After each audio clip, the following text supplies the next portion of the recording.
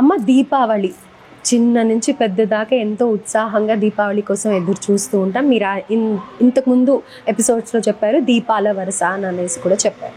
అయితే దీపావళి రోజున లక్ష్మీ పూజ, మామూలుగా అమావాస్య అంటే కనుక మన 2 తెలుగు రాష్ట్రాల్లో కూడా మనం అమావాస్య రోజున లక్ష్మీ పూజ అనేది చాలా తక్కువగా చేస్తాము. నార్త్ సైడ్ కానీ లేకపోతే ఇటు తమిళనాడు సైడ్ కానీ అమావాస్యకి చాలా ప్రాముఖ్యత ఉంటుంది. కానీ ప్రత్యేకంగా ఈ దివాళీ అమావాస్యకి మాత్రం లక్ష్మీ పూజ అనేసి జరుపుకుంటూ ఉంటాం. అయితే దీనికి పర్టికులర్గా ఒక టైం పూజకి అనేది ఏమన్నా ఉందా? అలాగే దీపావళి రోజున చేయాల్సిన ఆచరించాల్సిన విధి విధానాలు ఏంటి అనేది తెలుసు. తప్పకుండా తెలియజేస్తాను. ఆర్బీసీ ఆధ్యాత్మిక ఛానల్ వీక్షిస్తున్న ప్రేక్షకులందరికీ కూడా శ్రీమాత్రే నమః. యాదేవి సర్వభూతేషు లక్ష్మీ రూపేణ సంస్థిత. నమస్తస్యై నమస్తస్యై నమస్తస్యై నమో నమః. దీపావళి అంటేనే అమ్మ లక్ష్మీదేవి దీపంలో కొలువై ఉంటుంది అని చెప్పి మనకి చెప్తూ ఉంటారు. దీపమే లక్ష్మీ స్వరూపం అని కూడా మనం చెప్పుకుంటూ ఉంటాము. ఈ దీపావళి రోజు సూర్యోదయాత్ పూర్వమే లేవడము, నువ్వుల నూనెలో లక్ష్మీ నివాసం ఉంటుందట ప్రదోషక అంటే బ్రాహ్మీ ముహూర్త సమయంలో. అలాగే నీటిలో గంగ కొలువై ఉంటుందట. అందుకని ప్రదోషంలోనే లేవడము, చక్కగా ఒంటి నిండా తైలమర్ధనం చేసుకోవడం. నువ్వుల నూనెలో లక్ష్మి ఉంటుందని చెప్పాను కదా, తైలమర్ధనం చేసుకోవడము, పెద్దవాళ్ళు ఉంటే తలకి నూనె పెట్టించుకోవడము, అలాగే చక్కగా బ్రాహ్మీ ముహూర్త సమయంలోనే స్నానం చేయడము. ఇది చాలా ముఖ్యం అండి. పండక్కి మనం అదేంటి పలహారాలు చేస్తామో చేయమో పక్కకు పెడితే ఇది మాత్రం చాలా ముఖ్యం. అభ్యంగన స్నానం అనేది చాలా చాలా చాలా ముఖ్యం. అలాగే పెద్దల ఆశీర్వాదం కూడా చాలా ముఖ్యం. చెప్పాను ముందు రోజు పితృదోషాల నివారణకి ఈరోజు స్వయంపాకం ఇవ్వాలని. అలాగే దీపావళి రోజు కూడా పెద్దలకి మొక్కడం కూడా చాలా అవసరం, చాలా అవసరం. ఇక అభ్యంగన స్నానం చేసి చక్కగా ఇల్లు శుభ్రం చేసుకొని అన్నీ చేసుకొని పూజకు అన్నీ రెడీ చేసుకుని, చాలామంది ఏమనుకుంటారంటే సాయంత్రం పూజ చేసుకుంటాం కాబట్టి పొద్దున మానేస్తూ ఉంటారు. నిత్య దీపారాధన చేసి తీరాలి పొద్దున కూడా. లక్ష్మీ పూజ ప్రత్యేకంగా సాయంత్రం చేసుకోండి. ఈ లక్ష్మీ పూజ ఎప్పుడు చేసుకోవాలి అంటే ప్రదోష కాలంలో చేసుకోవాలి. ప్రదోషకాలం ఎప్పుడు? సాయంత్రం 5:15 నుంచి 7 గంటల వరకు ప్రదోషకాలం కదా. ఈ సమయంలో లక్ష్మీ పూజ చేసుకోవాలి. ఎలా చేసుకోవాలి? మీ ఇంట్లో బియ్యం కొలుచుకునే సోల ఉంటుంది కదా, దాన్నే తవ్వ అని కొంతమంది, పావు అని కొంతమంది. ఇప్పుడు కుబేర కుంచ అని ట్రెండింగ్ అవుతుందమ్మా. ఈ ట్రెండింగ్ కన్నా ఆ కుబేర కుంచంలో వస్తుంది కదమ్మా, అదే తవ్వ. మనం బియ్యం తీసుకునే తవ్వ. ఇదివరకు చెక్క తవ్వలు ఉండేవి, ఇప్పుడు రకరకాలు వస్తున్నాయి కదా, ప్లాస్టిక్ లేదంటే స్టీల్లో. ఏదైతే బియ్యం అన్నం వండుకుంటామో రోజు ఆ పావుతో తీసుకుని ఒక ప్లేట్లో, స్టీల్ ప్లేట్ కాకుండా ఒక రాగి ప్లేట్లో చిల్లర నాణేళ్ళు పరిచి దాని మీద ఈ కొంచెం పెట్టుకుని, అంటే కొంచెం కాదు తవ్వ పెట్టుకుని, ఈ తవ్వకు చక్కగా బొట్టు గంధం బొట్టు పెట్టి, మీ ఇంట్లో ఏదైతే బంగారం ఉంటుందో ధనత్రయోదశి నాడు చేసుకోలేకపోతే ఈరోజు ఆ బంగారాన్ని అక్కడ పెట్టి, ఒక అమ్మవారికి ప్రత్యేకంగా ఆసనం అంటే ఒక చీర ఏర్పరిచి దాని మీద పెట్టి పువ్వులతో అర్చన చేసుకోవడం. లక్ష్మీదేవి అర్చన, శ్రీ సూక్తంతో అర్చన చేసుకొని, ఎప్పుడైతే ఈ అష్టోత్తర శతనామావళి వస్తుందో అప్పుడు 108 కాయిన్స్, ఒక్కొక్క నామానికి ఒక్కొక్క కాయిన్ వేస్తూ పూజ చేసుకోవాలి. అమ్మ కొన్నిసార్లు ఆ కాయిన్స్ తో పూజ చేయకూడదు అంటారు, కొంతమంది ఏమో చెయ్యొచ్చు అంటారు. ఇది ఎందుకని కన్ఫ్యూజన్? అంటే ఇది పూజకే వాడుకోండి అమ్మా. చక్కగా అది మళ్ళీ మూట కట్టి బీరువాలో పెట్టుకోవాలి. ఓకే. అంటే ఇక్కడ ఏంటంటే అమ్మా చిల్లర మహాలక్ష్మి స్వరూపం. చక్కగా ఎంత బరువుగా ఉంటాయి కాయిన్స్, ఆ లక్ష్మీ స్వరూపం అనమాట. అయితే ఇప్పుడు దానం చేసేటప్పుడు కూడా నోట్స్ కంటే కూడా మీరు కాయిన్సే వేయండి అని మరీ ముఖ్యంగా చెప్తూ ఉంటారు. అంత ఎందుకని కాయిన్స్ కి? చిల్లర మహాలక్ష్మి అమ్మా, చిల్లర మహాలక్ష్మి. సరే దానం పక్కకు పెడితే చిల్లర మహాలక్ష్మి. అందుకే ఎక్కడ పడితే అక్కడ చిల్లర పడేయకండి అంటూ ఉంటారు. ఎప్పుడు కూడా చిల్లర ఉండాలి మన దగ్గర. ఈ 108 కాయిన్స్ ప్రత్యేకంగా పూజ చేసుకునేవి ఒక బట్టలో కట్టి, దాంట్లో 2 గోమతి చక్రాలు, 2 లక్ష్మీ గవ్వలు వేసి మూటగట్టి పెట్టి ధూపం వేసి పూజా మందిరంలో ఉంచుకోవచ్చు. లేని పక్షంలో బీరువాలో పెట్టుకుని ప్రతి శుక్రవారం దానికి ధూపం వేయండి, చాలా మంచిది.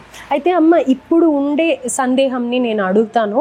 మనకి వరలక్ష్మి వ్రతం కానీ లక్ష్మీదేవి పూజ కానీ అనగానే ఇప్పుడు ఒక ప్యాకేజ్గా లక్ష్మీ గవ్వలు ఒకటి, ఇంకోటి గోమతి చక్రాలు ఒకటి, గాజులు చిటి గాజులు అంటారు కదా అవి, అలాగే ఎర్రగా గురువింద గింజలు అంటారు ఇవి, తర్వాత తామర గింజలు అని వస్తున్నాయి. ఇలా వీటితో ఈ 9, 7, 6 రకాలు ఏవైతే ఉంటాయో వాటితో ప్రత్యేకంగా పూజ చేసినట్టయితే అమ్మవారి అనుగ్రహం సులభంగా దొరుకుతుంది అని అనేసి అంటూ ఉన్నారు. ఇది ఎంతవరకు వాస్తవం అమ్మ? లేని వాళ్ళు దీని గురించి తాపత్రయపడిపోయి పూజను డిస్టర్బ్ చేసుకుంటూ ఉంటారు. అసలు విధానం ఏంటి లక్ష్మీ పూజకు కావాల్సిన? లక్ష్మీ పూజకి ఇవే అమ్మా, ఈ గురువింద గింజలు, మీరు చెప్పిన లక్ష్మీ గవ్వలు అమ్మ. ప్రతి దేవతకి మంత్రము, యంత్రము, తంత్రము. నేను చెప్పేది మంత్రము, యంత్రం ఉంటే యంత్రము. కొందరి ఇళ్లలో మహాలక్ష్మి యంత్రం ఉంటుంది, మీరు చెప్పేది తంత్రం. అంటే ఇది ఒక సంవత్సరం చేసామనుకోండి, ప్రతి సంవత్సరం చేయాలి. ఒక ఆచారం లాగా పాటిస్తూ ఉండాలి. అవసరం లేదమ్మా. ఎందుకు? ఎప్పుడైనా సాత్వికమైన పూజలు చేసుకోండి, అవన్నీ లక్ష్మీ స్వరూపాలే. గురివింది వింజలు కానీ, కమల బీజాలు కానీ, అలాగే లక్ష్మీ గవ్వలు, గోమతి చక్రాలు, ఇవన్నీ కూడా లక్ష్మీ స్వరూపాలే. తెచ్చి దానికి ఇంకా మీకు ఏకాక్షి నారికేళం, చిన్న శ్రీఫలం అంటారు, అవును, చిన్న కొబ్బరికాయలా ఉంటుంది, ఇవన్నీ కూడా లక్ష్మీ స్వరూపాలే అమ్మా. అంటే పర్వాలేదు, వాటి గురించి అయితే తాపత్రయపడక్కర్లేదు. అది ఉంటేనే పూజ చేయాలని ఏం లేదు. మీ దగ్గర ఏది లభ్యం అయితే వాటితోనే చేసుకోండి. 108 రూపాయలు, రూపాయి కాయిన్స్ తెచ్చుకోండి, పూజ చేసుకోండి. కానీ కడగద్దమ్మా. చాలా మంది ఏం చేస్తారంటే కాయిన్స్ బయట నుంచి కుంకుమ, పసుపు అన్ని వేస్తాం కదా పూజలో అని అనేసి కడుగుతాం కదా. కడగకూడదు, డబ్బులు ఎప్పుడు కడగకుండా ఒక బట్ట పెట్టి తుడుచుకొని చక్కగా పెట్టుకోండి.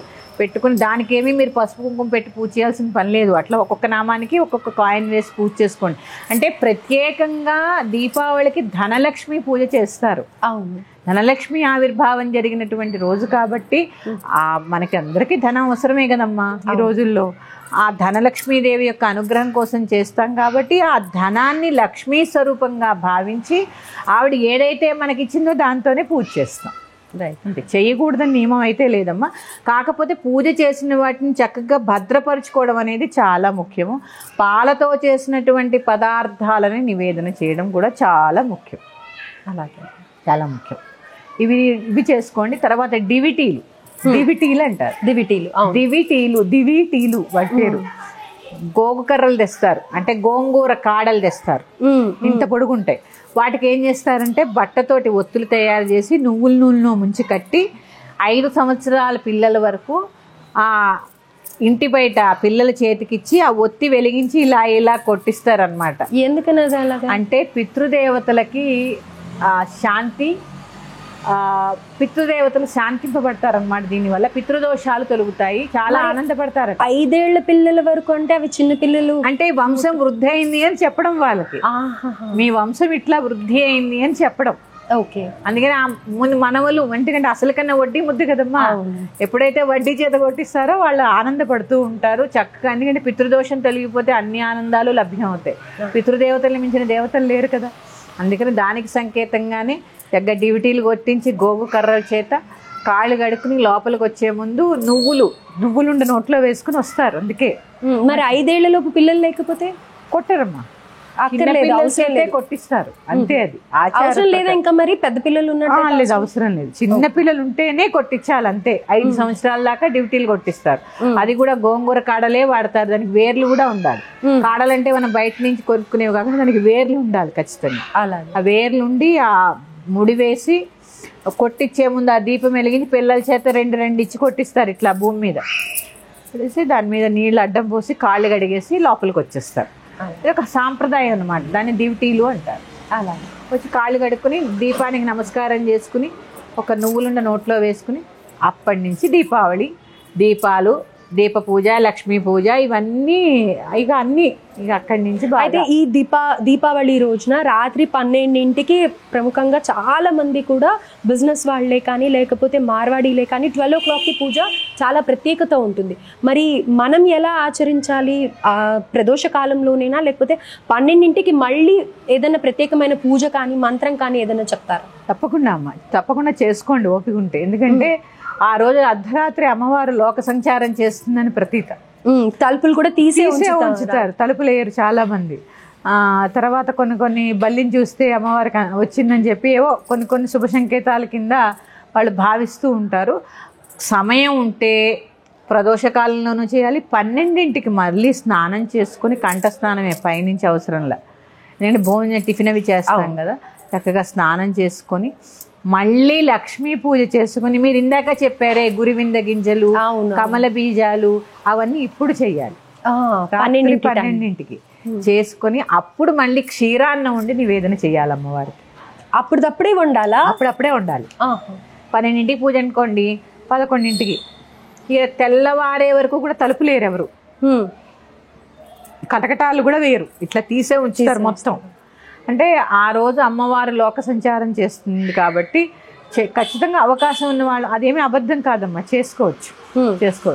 చాలా మంది అకౌంట్ బుక్స్ అన్ని కూడా పూజలో పెడుతూ ఉంటారు. అదే చెప్పాను కదమ్మా, ఫైనాన్షియల్ ఇయర్ ఎండింగ్ కొంతమందికి ఆ రోజు వాళ్ళ పుస్తకాలన్నీ మనకి ఇలా అయితే వినాయక చవితి రోజు పెట్టుకుంటూ ఉంటాము, అలా పెట్టుకోవచ్చమ్మా. లక్ష్మీ స్వరూపమే కదమ్మా అన్ని. అయితే ఏదైనా ప్రత్యేకమైన మంత్రం చెప్తారా? ఇదేమ్మా లక్ష్మీ గాయత్రి మంత్రం ఒకటి, లక్ష్మీ ద్వాదశ నామాలను ఉంటాయి, అది చదువుకోవడం కూడా చాలా మంచిది.